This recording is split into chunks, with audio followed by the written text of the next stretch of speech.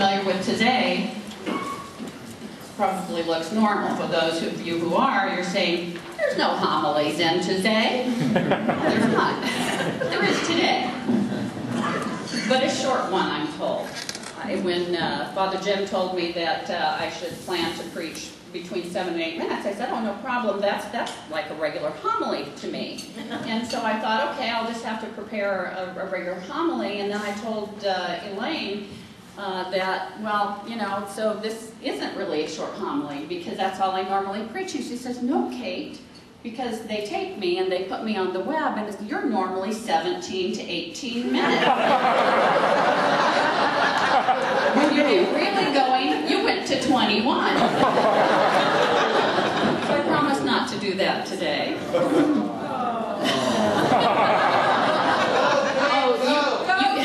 don't know that I'm also a political scientist, so I'm used to sitting in a classroom about this big and watching their eyes slowly go like that. But that's an hour and 15 minutes, so this will be better.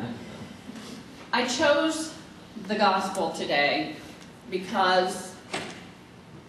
partially because I am a political scientist and teaching a course on the American presidency this semester, and my students have been watching the debates.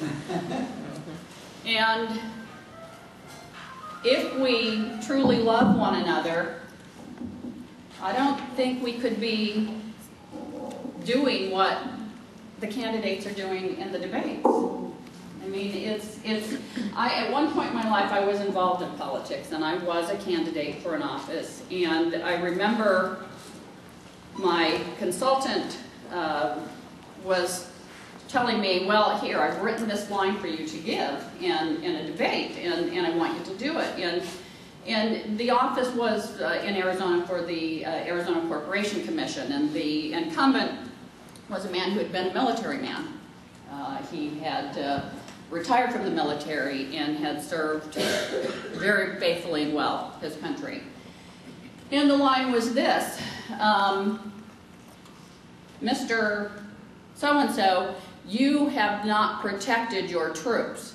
I'm talking about the troops of the people of Arizona. Now, I didn't want to give that because I thought, this has been a man who has served his country. He spent his life protecting his troops, and you want me to say this?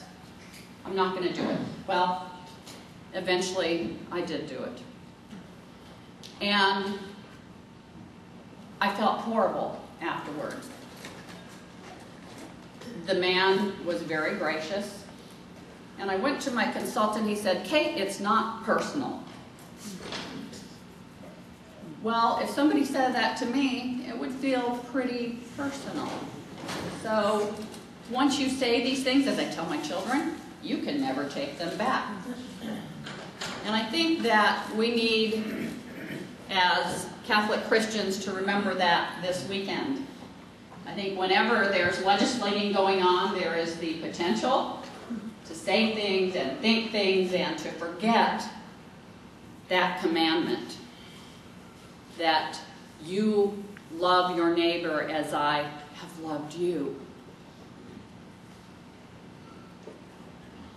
To do anything else is not the way to growth. To do anything else is the way to spiritual death. And it can get pretty, you can get real riled up when you're considering legislation. Let's put it that way. Yeah. I've noticed that.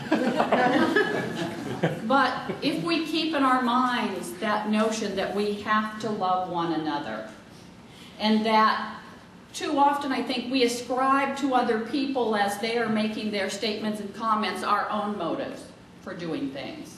And we have to get beyond that. We have to realize that the Spirit is speaking to every individual in this Synod. Everyone.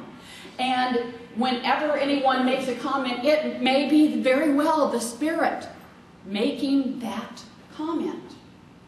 We may not want to hear it. So often I find that when God speaks to me, I say, oh, no, God, not now.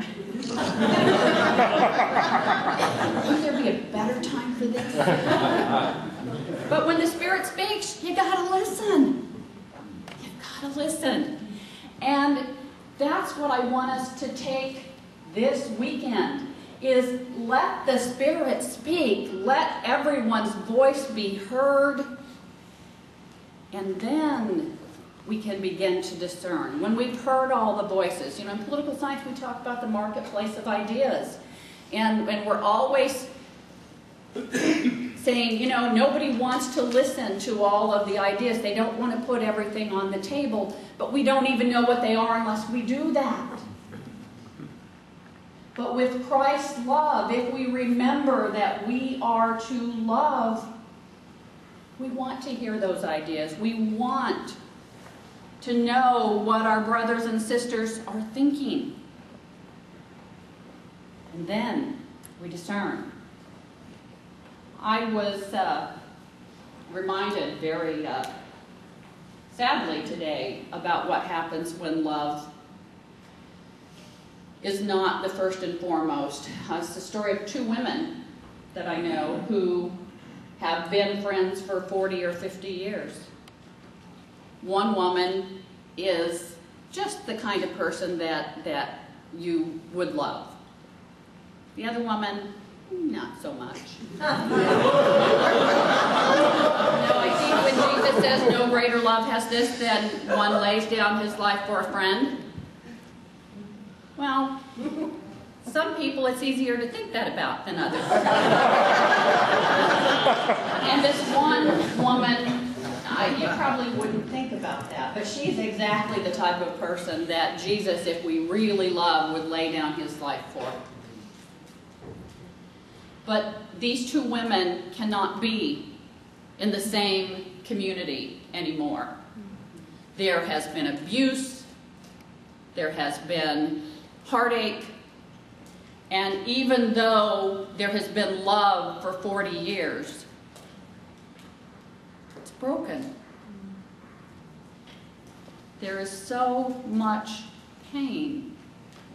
Now I know that when we love, we put ourselves up to be ridiculed, to be abused, but ultimately Jesus wants us to be healthy too.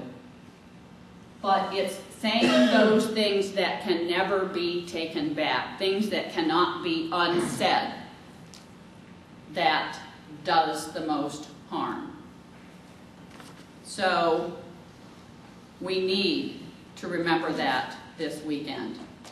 Let us speak, let the Spirit speak through us, and let us truly love and respect what each other has to say. And we are one holy Catholic and Apostolic Church, and we will move together through this synod and come out of it more vibrant than ever, leading the way in the next few years to doubling this space needed for the next synod. But only if we keep in mind that we are to love one another. God bless you, and I wish you the best in your deliberations in the House of Laity, in our House of Pastors.